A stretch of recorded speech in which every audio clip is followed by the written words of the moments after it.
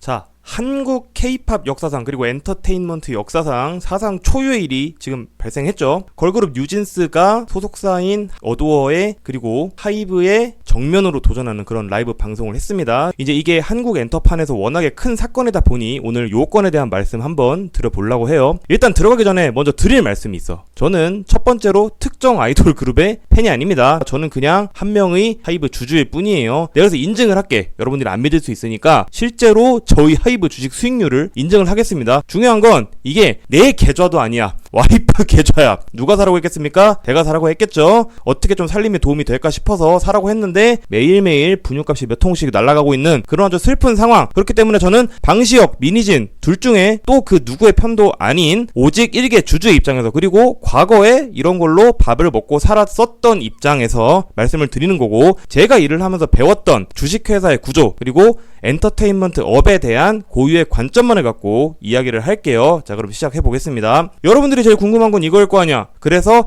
앞으로 어떻게 됩니까? 요거 하나 확실하게 말씀드릴 수 있어요. 다음 수순으로 전속계약 해지와 관련된 분쟁 반드시 조만간에 발생합니다. 자, 왜 그러냐? 공정위 전속계약서에 따르면 요 밑줄 친 부분을 여러분들이 한번 읽어보시면 돼요. 소속사가 계약 내용을 위반할 경우 상대가 위반자에 대해 14일간의 유예기간을 정해서 위반사항 시정을 요구하는데, 이 기간 내에 위반사항이 시정되지 않으면 전속계약 해지 요구할 수 있습니다. 멤버들이 25일 언급했죠. 이 25일은 정확하게 입장 발표를 한 11일로부터 꼭 14일 뒤다. 그래서 실제로 효력정지 가처분 신청 결과에 따라서 경우의 수가 발생합니다. 자, 민족의 대명절 추석이 있지. 우리 민족의 대명절에 뭐합니까? 민속놀이 하잖아. 한국인의 민속놀이 뭐예요? 경우의 수지. 보통 월드컵 때 하는데 우리는 조금 땡겨서 오늘 한번 해볼 거예요. 그래서 전속계약 분쟁이 발생한다라고 우리가 가정을 하고 요 경우의 수를 한번 따져봅시다. 자, 총 4가지 경우의 수가 있어. 자, 만약에 어도어가 이겼어. 뉴진스가 잔류를 할 수밖에 없게 됐어. 그럼 뭐 한잔 해야지. 그냥 어도어는 그냥 이날 회식하러 가는 거예요. 방시혁이랑 같이. 근데 만약에 뉴진스가 이겼다. 잔류하겠어요? 당연히 안 합니다. 그래서 그냥 어도어는 이렇게 되는 거예요. 만약에 뉴진스가 이겨서 뉴진스가 탈퇴를 하게 됐다. 그러면 도비는 자유가 되는 거야. 이때는 위약금도 물지 않아도 됩니다. 근데 문제는 어도어가 전속계약 분쟁에서 이겼는데 뉴진스가 탈퇴를 하고 싶을 수도 있잖아. 이 경우에는 위약금이 발생하기 때문입니다. 자, 그러면은 위약금은 얼마나 나오나? 언론 보도에서는 총 3천억이라고 했는데 이게 경우의 수에 따라서 조금 더 달라요. 우리 아까 전에 표준 전속계약서 봤죠? 자, 계약 해지일 기준 직전 2년간 월 평균 매출액. 지금 언제야? 2024년이지. 그러니까 올해 계약이 해지가 된다면 직전 2년은 언제예요? 2023년, 2022년이에요. 여기에 곱한다. 뭘 곱해? 잔여 계약 기간 개월수를 곱한다. 뉴진스는 2022년에 데뷔를 했습니다. 그래서 보통 7년 계약을 하니까 우리는 잔여 계약 기간이 약 5년, 그러니까 60개월 정도 된다고 우리가 생각을 해볼 수 있어요. 자, 그러면은 어도어의 직전 2년 월 평균 매출을 봅시다. 2022년, 2023년 어도어는 총 매출이 1289.2억이야. 그러면은 이거를 24개월로 우리가 나눠봐요. 그러면 월 평균 약 50억 정도가 나오겠지. 그럼 여기다가 60개월을 곱하면 얼마가 나온다? 그래서 3천억이 나온다. 그래서 언론 보도에서 추산 3천억이 나오는데 문제는 지금 뉴진스가 올해도 계속 매출을 창출을 하고 있잖아. 그래서 이게 올해 전속계약을 해지를 했을 때의 위약금이 3천억이라는 거지. 올해도 지금 계속 매출이 발생을 하고 있기 때문에 시간을 끌면 끌수록 매출이 점점 늘어나겠죠. 그렇기 때문에 매출이 점점 늘어나면 어떻게 돼? 위약금도 늘어나고 만약에 전속계약 분쟁이 2025년까지 넘어간다. 그러면은 2024년, 2023년이 될 거 아니야. 2022년 없어지잖아. 2022년 매출은 180억 정도밖에 안 돼요. 그렇기 때문에 더 매출의 덩어리가 커지고, 그래서 뉴진스는 전속계약 분쟁을 빨리 시작해서 빨리 끝낼수록 유리합니다. 그럼 반대로 어도어의 입장은 어떻겠어? 당연히 절대로 빨리 끝낼 이유가 없겠죠. 그렇기 때문에 전속 계약 분쟁을 빨리 끝내야 하는 뉴진스의 입장에서는 계속 여론전을 할 수밖에 없는 그런 상황이다. 그래서 지루한 여론전 속에 모두가 지칠 가능성이 정말 높은 그런 상황이고, 일부에서 추산한 6천억이 맞을 수도 있다라고 우리는 생각해보면 되는 겁니다. 근데 여러분들, 제가 여기까지 얘기했는데 조금 이상한 거를 우리는 봐야 돼. 이 문제가 시작부터 원래 방시혁과 하이브 대 뉴진스의 문제였던 거예요? 아니거든. 하이브는 실수를 한 게 있어요. 원래 이 싸움이었어. 미니진 대표가 어도어의 경영권을 하이브 몰래 가져가려고 했다. 즉 통수를 치려고 했다. 라고 해서 하이브가 미니진 대표에 대해서 감사를 들어간 겁니다. 그래서 원래는 하이브 대 미니진 대표의 경영권 분쟁이었어요. 경영권 분쟁이었는데 지금 어떻게 되고 있어? 지금 하이브 대 뉴진스의 싸움으로 가고 있잖아. 그러니까 아니 이게 되게 웃긴 거야. 원래는 우리가 애들 싸움이 어른 싸움이 되는 게 일반적인 우리 사회의 통념이잖아. 이거는 어른 싸움이 갑자기 어른이 애를 다치게 하는 이 관점으로 넘어간 거예요. 하이브가 실수한 건 이거야. 어른들끼리 경영권 분쟁을 할랬으면 거기서 끝을 냈어야 됐는데 지금 여론은 애들이 다치고 있지 않냐라는 여론으로 가고 있는 게 문제라는 겁니다. 자, 그러면 하이브가 이 지점에서 어떠한 매니지먼트 상의 실수를 했나를 보려면 우리가 K-팝 산업의 특징을 봐야 돼요. K-팝 산업은 본질 자체가 유사연애, 가상연애를 하는 사람들이 하나의 커뮤니티를 이루고 있는 그런 시장이야. 그래서 실제로 게임이랑 좀 달라요. 게임은 내가 키우는 나의 캐릭터가 잘 되면 내가 잘 되는 거고, 내가 직접 플레이해서 낀 팀이 리그 오브 레전드 같은 경우에는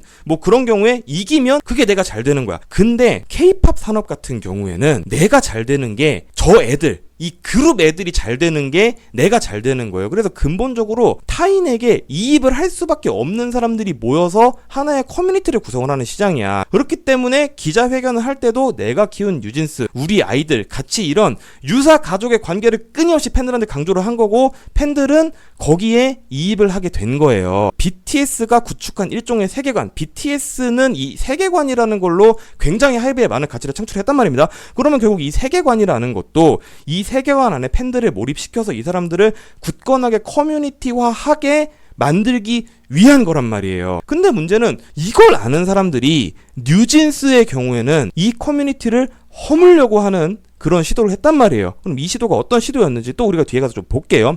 그래서 하이브는 무슨 실수를 했냐? 아티스트와 프로듀서 간에 확립된 정서적 밀착에 대해서 공감을 했어야 돼. 물론 경영권 분쟁을 했다가 미니진이 졌어. 그럼 미니진을 내보낼 수 있죠. 근데 그럼 회사는 누가 남아? 뉴진스가 남잖아. 근데 문제는 얘네들이 이 10대 때 미성년자 때부터 이 돌판이라는 이 칼밭에서 헤쳐나가면서 일을 했었어야 된단 말이에요. 그래서 라이브 방송 때도 그렇게 얘기를 했잖아. 민지가 우리가 믿을 수 있는 유일한 어른이었다 라고 멤버들이 그렇게 얘기를 했단 말이에요.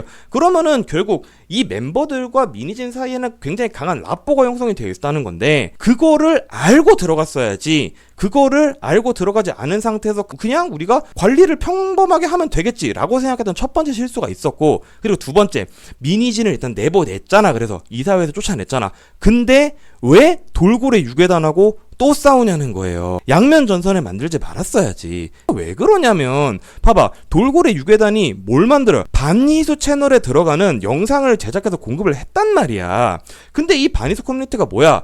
뉴진스의 일종의 세계관을 설명하는 유튜브 채널인 거고, 이 세계관을 설명하는 유튜브 채널에 몰려있는 이 수많은 구독자들은 결국 뉴진스를 중심으로 한 하나의 끈끈한 커뮤니티란 말이에요. 근데 여기 콘텐츠를 공급하는 얘네를 허문다고? 이거는 하면 안 되는 짓이었어요. 아니 물론 아는 척하는 사람들 이렇게 얘기해. 뭐 저작권이 있고 광고주가 있고, 이거 그냥 엔터 모르는 사람이 하는 얘기예요. 이게 왜 엔터 모르는 사람이 하는 얘기, 또 뒤에 가서 설명을 할게요. 그래서 그 결과 어떻게 됐어? 자, 이거 하이브 주가예요. 경영권 분쟁 시작 전날에 주가 23만 500원이었어. 24년 9월 12일 어제죠. 주가 16만 9천 원이야. 26.6%가 고작 5개월 만에 빠진 거예요. 이 기간 동안에 하이브의 실적에 뭐 유의미한 변동이 있었어? 아니야, 없었어. 근데 사람들이 뭘 보고 하이브 주식을 팔겠어요? 다 이 사태에서 하이브의 대응을 보고 이 회사의 미래를 투자자들이 판단했다라고 우리는 볼 수가 있는 겁니다. 자, 계속해서 하이브의 앞날이 우려되는 이유에 대해서 추가적으로 얘기를 한번 해볼게. 팬들이 정말로 걱정을 하는 게 과연 대표님에 대한 처우일까? 만약에 하이브가 이렇게 생각을 한다면 정말 잘못 생각하는 거예요. 왜 그러냐면 이런 식의 운영을 계속 보여준다면 하이브의 멀티 레이블 체제가 앞으로 의미가 없다라는 그런 확신을 팬들에게 주고 있는 거거든. 대놓고 아티스트를 수납을 하려고 하는데, 그러면은 결국 이런 거잖아. 내가 덕질하는 그룹도 저렇게 되지 않을까라는 생각을 하이브와 뉴진스의 사태를 보면서 할 수밖에 없다는 겁니다. 이거 굉장히 무서운 거예요. 이러면은 사람들이 떠날 수밖에 없어. 그러면은 아까 전에 제가 멀티 레이블 체제 얘기했죠. 이 멀티 레이블 체제 과연 옳았나? 자, 멀티 레이블의 예시를 제가 하나 보여드릴게요. 에미넴, 힙합을 하는 사람입니다. 콜드플레이, 락을 하는 사람들이죠. 테일러 스위프트, 팝을 하는 사람이야. 자, 이 셋의 장르는 다르다 똑같다? 다 다릅니다. 근데 이 셋은 모두 유니버셜 뮤직 그룹이라는 거대한 엔터 회사의 서로 다른 레이블사에 속해 있어. 여러분, 이게 멀티 레이블이에요. 멀티 레이블은 하나의 엔터사가 한 장르에 매몰되지 않고 다양한 장르의 음악을 자유롭게 생산할 수 있게 하기 위해서 도입을 한 게 멀티 레이블이야. 근데 하이브는 어때? 프로미스 나인이 있죠. 르세라핌이 있어. 그리고 뉴진스가 있는데 다 K-팝 아이돌이잖아요. 근본적으로 장르가 똑같단 말이야. 그러면 여러분 이게 어떻게 되겠어? 마켓이 겹쳐요. 마켓이 겹치고 팬덤이 서로가 서로를 잡아먹을 수밖에 없는 그런 관계야. 안 그래도 커뮤니티가 끈끈한 K-팝인데 그 커뮤니티들끼리 분쟁이 일어날 수밖에 없는 체제를 만들어 놓고 이게 멀티 레이블이래. 이게 멀티 레이블이에요? 아니라는 거예요. 그리고 또 이렇게 말하는 사람들이 있습니다.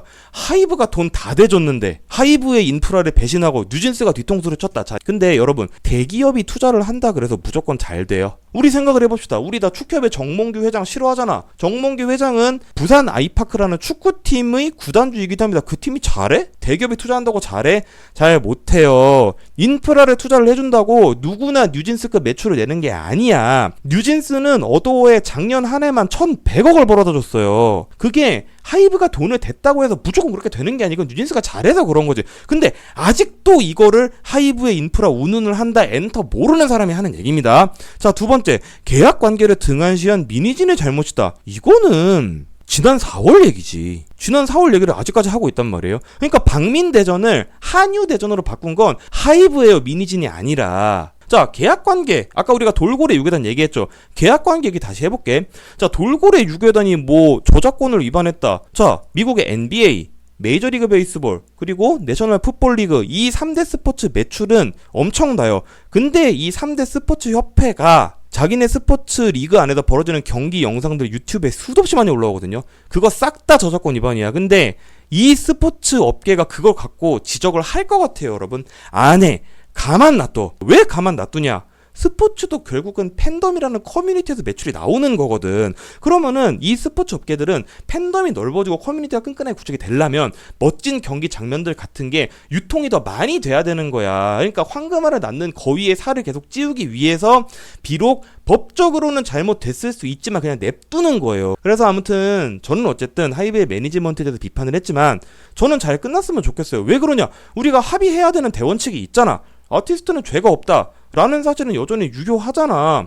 물론 미니진 씨가 기자회견을 하면서 실수를 했지. 팬덤들끼리 적대할 수 있을 만한 그런 여건을 조성을 한 건 맞아요. 근데 그거는 미니진 씨의 잘못인 거고 그는 지금 대표에서 지금 물러났잖아. 남아있는 아티스트가 죄가 없다라는 사실은 여전히 유효하다라는 거예요. 그래서 솔직히 말해서 앞으로 뉴진스의 앞날에 저는 길이 많이 보이는 건 아니라고 생각해. 왜 그러냐면은 자, 전속계약 해지 분쟁에서 실제로 하이브가 계약 내용을 성실하게 이행하지 않았다라는 거를 입증하는 것은 저는 쉬운 일은 아니라고 봅니다. 그러면은 결국 뉴진스가 앞으로 활동을 제대로 할 수 있으려면 위약금 3천억을 내야 되는데 위약금으로만 3천억을 태울 투자자가 과연 나타날 것인가에 대해서 저는 솔직히 잘 모르겠어요. 있었으면 좋겠지만 잘 모르겠어요. 근데 하지만 잘 됐으면 좋겠다라고 저는 생각을 하고, 저는 마지막으로 드리고 싶은 말씀은 사실 우리는 뭐 물밑 접촉, 협상 이런 걸로 해결을 하는 거를 우리나라에서는 약간 안 좋게 바라보는 그런 인식이 좀 있어요. 법으로 해결을 해야 깔끔하다라고 생각하고. 근데 여러분 이 사태를 보십시오. 점점점 법적 해결로 접근해 갈수록 깔끔해집니까? 아닙니다. 다치는 사람만 늘어납니다.